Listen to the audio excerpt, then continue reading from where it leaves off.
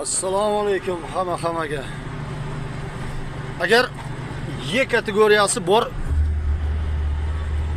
katta shalanda furo haydab yurgan odamlar bo'lsa, hamkasblarimiz bo'lsa, mana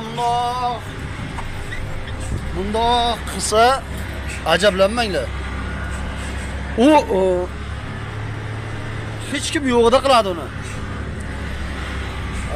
Pritsebini shunchaki balonlarini, kuzovlarini dan xavotir olib, yukidan xavotir olib tomosha qilib oladi.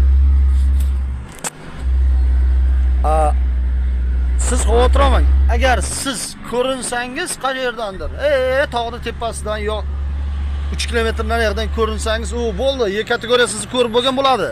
Hech ajablanmang, ko'rmadi meni, bilmayapti. Yo'q. Biz ko'ramiz. Biz his qilamiz. Biz sezamiz. Sizni xarakteringizni ham o'rganib chiqamiz, kelganingizcha.